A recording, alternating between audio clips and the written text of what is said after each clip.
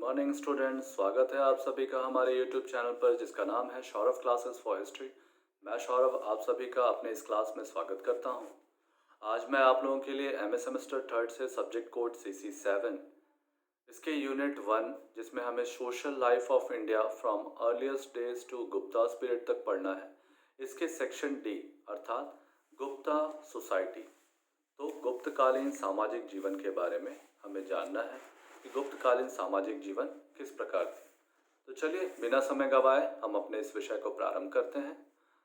गुप्त सम्राट हिंदू धर्म के समर्थक थे, अतः इस काल में ब्राह्मणों ने पूरे भारतीय समाज को 4 वर्गों में बांटने का प्रयत्न किया। इस काल में पूर्व ही अनेक विदेशी जैसे यूनानी, पहलव, शक और कुषाण भारतीय समाज का अभिन्न अंग बन चुके थे। वे अधिकतर प्रशासन में भाग लेते थे, अतः उन्हें क्षत्रिय वर्ग में स्थान दिया गया। याज्ञवल्क्य ने 8 प्रकार के विवाहों अर्थात ब्रह्म, आर्य, देव, प्रजापत्य, असुर, गंधर्व, राक्षस और पिशाच आदि का वर्णन किया है। ब्रह्म और देव विवाह में पिता अपनी पुत्री को वर को भेंट करता था। देव, आर्ष और असुर विवाह में वह वर से कुछ धन या सेवा लेकर कन्या को उसे देता है। गंधर्व, राक्षस और पिशाच विवाह बिना पिता की अनुमति से किए जाते थे। याज्ञवल्क्य ने एक बार विवाह करने पर भी कन्या को उसे पूर्णभू कहा है। ठीक है। याज्ञवल्क्य का मत था कि उच्च 3 जातियों के व्यक्तियों को शूद्रों से विवाह संबंध नहीं करने चाहिए। उसके अनुसार ब्राह्मण वर को उच्च 3 जातियों में किसी भी कन्या, क्षत्रिय वर को उच्च दोनों जातियों में से किसी भी कन्या और वैश्य और शूद्र को अपनी ही जाति में विवाह करना चाहिए। इससे स्पष्ट है कि गुप्त काल में विवाह साधारणतया अपनी जाति में ही होते थे, परंतु अंतरजातीय विवाह के भी प्रमाण मिले हैं। याज्ञवल्क्य ने एक शूद्र स्त्री के पुत्र को भी पैतृक संपत्ति में भाग दिया है। इसका अर्थ यह है कि ब्राह्मण को दान लेकर और यज्ञ कराकर, क्षत्रिय को प्रजा की रक्षा करके और वैश्य को धन उधार देकर पशुपालन, कृषि कर्म और व्यापार से अपनी आजीविका अपनानी चाहिए, किंतु उनके अनुसार कठिनाइयों के समय ब्राह्मण, क्षत्रिय या वैश्य के व्यवसाय से अपनी आजीविका कमा सकते हैं। ब्राह्मण राजा के मंत्री और न्यायाधीश भी होते थे। खान पान में द्विजों से कोई छुआछूत न थी। केवल शूद्रों का भोजन ग्राह्य न था, किंतु अपने किसान भाई, ग्वालों आदि का भोजन खाने पर प्रतिबंध नहीं थे। व्यवसाय में कोई प्रतिबंध नहीं होता था। बहुत से ब्राह्मण व्यापारी सरकारी नौकरी और राजा थे। गुप्त राजा शायद वैश्य थे। ये क्षत्रिय भी व्यापार करते थे। किसान, व्यापारियों, पशुपालकों, सुनारों, लोहारों, बढ़इयों, तेलियों, जुलाहों और मालियों ने भी अपनी अपनी जातियां अलग अलग बना ली थीं। उन्हें इस बात का ज्ञान भी न था कि वे सब वैश्य थे। स्मृतियों ने भी सभी उपजातियों की उत्पत्ति अंतरजातीय विवाहों से बतलाई है, किंतु वास्तविकता इससे भिन्न थी। उपजातियों में कुछ जातियों की व्यक्तियों की गणना कर ली गई थी जो पहले अनार्य थे, किंतु बाद में आर्य ने उन्हें अपने समाज का अंग मान लिया था, जैसे कि अंबस्ट, निषाद, महिष्य और उग्र। कुछ उपजातियों के नाम उनके आदि निवास स्थान के नाम पर थे, जैसे कि वैदेहिक और मागध। कुछ उपजातियों के नाम उनके व्यवसाय पर आधारित थे, जैसे रथकार और सूत। इस काल में स्मृतियों में कई संकर जातियों का भी उल्लेख है, जैसे ब्राह्मण पति और वैश्य पत्नी की संतान अंबस्ट और वैश्यपति और शूद्र पत्नी की संतान करण कहलाती थी। ब्राह्मणों और क्षत्रियों में आपस में संबंध अच्छे होते थे। क्षत्रियों को द्विजों के सब अधिकार प्राप्त थे। उनका उपनयन संस्कार भी होता था। वैश्य की व्यवसायियों के अनुसार श्रेणियां होती थीं। वे नगर परिषदों में प्रतिष्ठित और उत्तरदायित्वपूर्ण पदों पर नियुक्त किए जाते थे। लेखकों के लिए काश्त शब्द का प्रयोग होता था, परंतु अभी उनकी अलग जाति नहीं बनी थी। शूद्र व्यापारी, शिल्पी और किसान हो सकते थे। उनमें से बहुत से सेना में भर्ती होते, अछूत शहरों के बाहर बस्तियों में रहते थे। जब वे शहरों में घुसते थे तो एक लकड़ी बजाते थे, जिससे कोई उसे छू न जाए। अछूतों में सबसे हीन चंडालों को समझा जाता था। मनु ने लिखा है कि चंडालों के मकान गांव के बाहर हो, वे मृत पुरुषों के वस्त्र पहने, वे टूटे हुए बर्तनों से भोजन करें, धर्मात्मा व्यक्ति उनसे किसी प्रकार का संपर्क न रखें। दिन में यदि ये गांव में घुसे तो उनकी कुछ अलग पहचान होनी चाहिए। वे सब शवों को ये ले जाते थे। जिनकी कोई संबंधी ना हो वे उनको फांसी देते थे, जिनके प्राणदंड की सजा दी जाती थी। किंतु याज्ञवल्क्य ने लिखा है कि यदि एक चंडाल किसी ब्राह्मण को छू लेता तो राजा उस पर 100 पण का जुर्माना करे का कर्तव्य समझ जाता था। अर्थात उस चंडाल को 100 पण का जुर्माना लगाया जाता था। इस काल में स्मृतियों में भी चारों आश्रमों का उल्लेख मिलता है, किंतु गृहस्थ आश्रम को सबसे अधिक महत्वपूर्ण बतलाया गया है, क्योंकि गृहस्थ ही यज्ञ करता था और अन्य सब आश्रम के व्यक्तियों की रक्षा करता था। इस काल में वानप्रस्थी होने का अधिकार बिना संतान वाले विधुर और उन्हीं व्यक्तियों को दिया जाता था जिनकी आयु 70 वर्ष से अधिक हो। इससे यह अनुमान होता है कि अधिकतर व्यक्ति 2 ही आश्रम, ब्रह्मचर्य और गृहस्थ का जीवन व्यतीत करते थे। गृहस्थ का धर्म, अर्थ और काम तीनों पुरुषार्थ को करने का विधान था। याज्ञवल्क्य ने शालीन और यायावर 2 प्रकार के गृहस्थों का उल्लेख किया है। शालीन एक स्थान पर रहकर पंच महायज्ञ आदि कर्तव्य करते थे। यायावर इन कर्तव्यों से मुक्त थे। वे घूम घूम कर जनता को शिक्षा देते थे। याज्ञवल्क्य ने लिखा है कि अपनी पत्नी को पुत्र के संरक्षण में छोड़कर यदि वह तैयार होती तो मनुष्य वानप्रस्थी बने, किंतु याज्ञवल्क्य के अनुसार बिना वानप्रस्थी बने भी एक गृहस्थ सन्यासी हो सकता था। परंतु मनु और याज्ञवल्क्य दोनों ने गृहस्थ आश्रम के बाद ही वानप्रस्थी या सन्यासी होने का प्रावधान बताया है। परंतु मनु और याज्ञवल्क्य दोनों ने जो बताया है उसके अनुसार वानप्रस्थ आश्रम के व्यक्ति को कठोर तप करना पड़ता था। याज्ञवल्क्य ने लिखा है कि केवल तप करना ही आवश्यक नहीं है। वानप्रस्थी को चित्त की शुद्धि का भी पूरा ध्यान रखना चाहिए। सन्यासी केवल कमंडलू रखते थे, कमंडल जो उनके साथ होता था वो, और सर्वथा अकेले रहते थे। केवल भिक्षा के लिए गांव में जाते थे।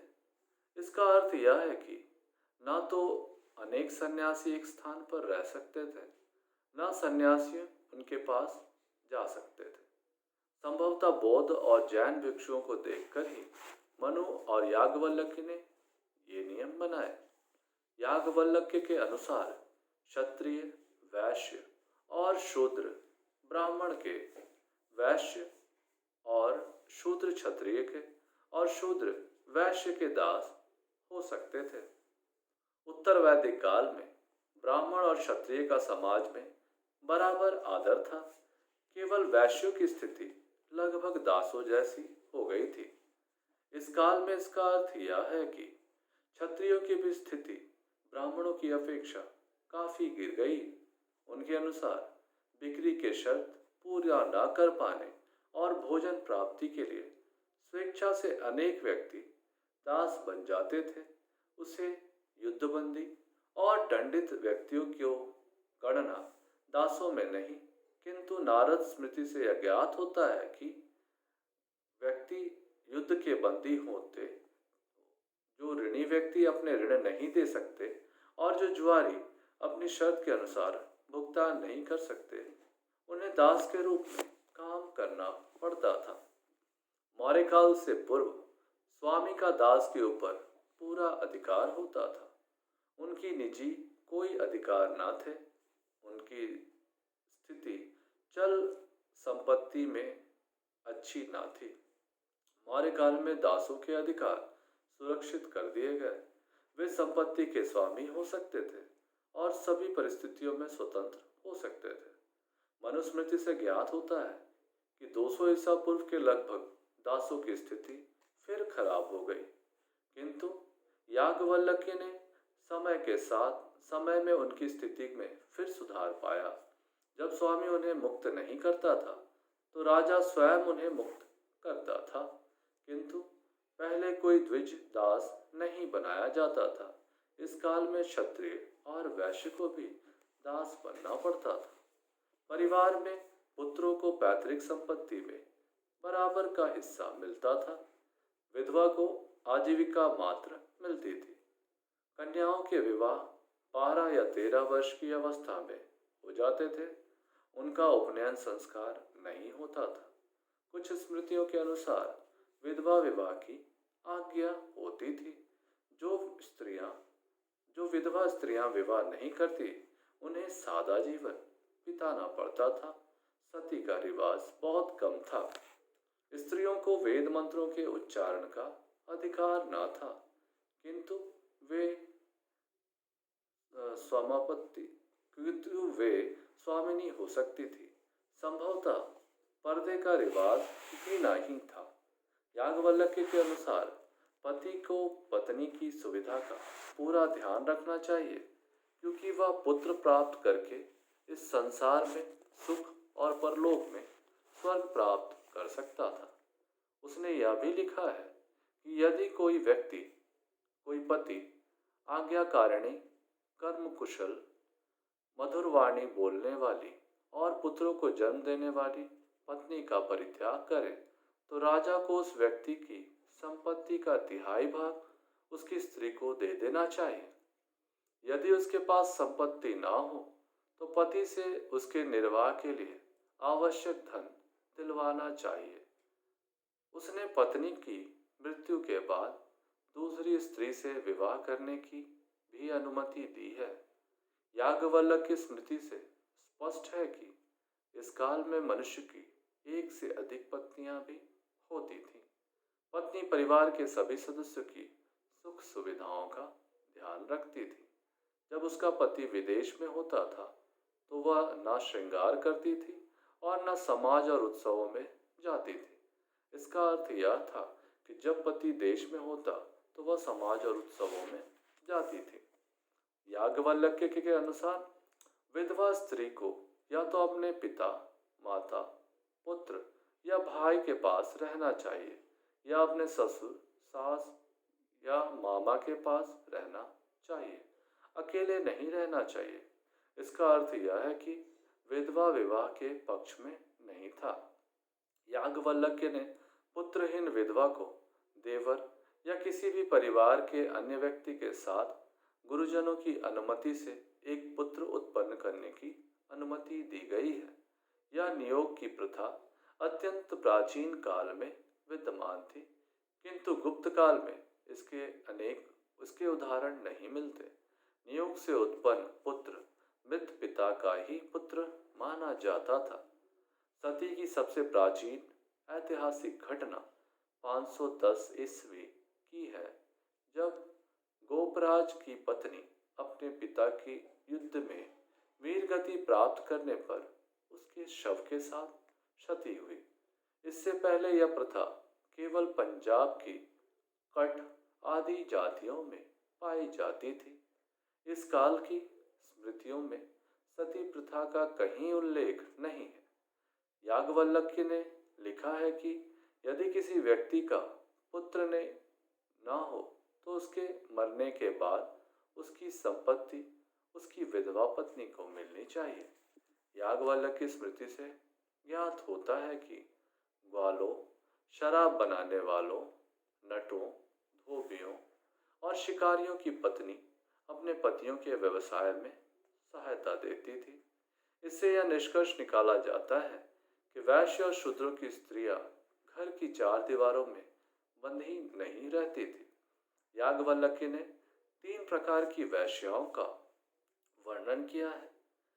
पहला, वे साधारण वैश्य जो प्रत्यक्ष रूप से जनता का मनोरंजन करें। दूसरा, वे दासी या पतिता स्त्रियां जो किसी व्यक्ति के घर में रखैल के रूप में रहती थी। और तीसरी, वे गणिका जिनका समाज में आदर था, जो साधारण वैश्या नहीं थी। बहुत सी वैश्याओं का उनके सौंदर्य, बुद्धिमत्ता और अन्य गुणों के कारण समाज में बहुत आदर किया जाता था। कुछ कन्याओं को देवदासियों के रूप में मंदिरों में रखा जाता था। जैसे कि कालिदास ने लिखा है कि उज्जैनी में महाकाल के मंदिर में देवदासियां रहती थीं। खाद्य और पेय बौद्धों में मांस खाने का रिवाज ना था। हिंदुओं को श्राद्धों के समय और बीमारी में मांस खाने की आज्ञा थी। बृहस्पति स्मृति में लिखा गया है कि जिन स्त्रियों के पति विदेश गए हों उन्हें मांस मदिरा का प्रयोग नहीं करना चाहिए। इसका अर्थ यह है कि अन्य परिवारों में मांस मदिरा खाने पर प्रतिबंध नहीं था। भक्ति संप्रदाय और महायान संप्रदाय के मांसाहार के विरुद्ध प्रचार के फलस्वरूप बौद्धों और ब्राह्मणों में मांस का प्रयोग कम होता था। अभिज्ञान शाकुंतलम के ज्ञान होता है कि क्षत्रियों में मदिरा का प्रयोग बहुत होता था। ब्राह्मण सामान्यतया शराब नहीं पीते थे। पान खाने का रिवाज इस समाज में काफी प्रचलित था। जनसाधारण की पोशाक चादर और धोती थी। शकों ने कोट, ओवरकोट और पायजामों का रिवाज प्रारंभ किया। भारतीय राजाओं ने भी यही पोशाक अपनानी प्रारंभ की। सिर की पोशाक पर्वों के समय पहनी जाती थी। सब लोग जूते नहीं पहनते थे। स्त्रियां पेटीकोट के ऊपर साड़ी पहनती थी। छाती को ढकने के लिए अंगी पहनी जाती थी। शक स्त्रियां जैकेट पहनती थी। माथे पर टीका, कर्णफूल, माटी की माला, चूड़ी, अंगूठी और मेखलाएं पहनी जाती थी। जुआ, शतरंज, गंध आदि खेल लोकप्रिय थे। मेले और नाटकों में अभिनय आदि से भी मनोरंजन किया जाता था। समाज में स्पष्ट रूप से इस काल में 2 वर्ग थे जिनके रहन सहन में बहुत अंतर था। नगरों में रहने वाले धनी वर्ग जो कई मंजिलों मकानों में रहते थे। ग्रीष्म ऋतु में शहरी धारागृहों में रहते थे, जिसके चारों ओर फव्वारे चलते रहते थे। किंतु गांव में रहने वाले जनसाधारण मिट्टी के बने मकानों में रहते थे। शहरों में रहने वाले भारतीय शासक और राज सभासद शकों की भांति कोट पैजामे ओवरकोट पहनने लगे थे। किंतु गांव के साधारण व्यक्ति एक धोती और एक चादर का ही प्रयोग करते थे। भोजन में भी धनी वर्ग में, विशेष रूप से क्षत्रियों में, मांस और मदिरा का खूब प्रयोग किया जाता था। कामसूत्र में जो नागरिकों का वर्णन दिया गया है, उससे स्पष्ट होता है कि नगर के धनी नवयुवक हर प्रकार के भोग विलास की सामग्री का उपयोग करते थे। श्रृंगार साधन के लिए इस काल में अनेक प्रकार के उपटन व लेपों आदि का प्रयोग किया जाता था, किंतु ग्रामीण जनता को ये सुविधाएं उपलब्ध नहीं थी।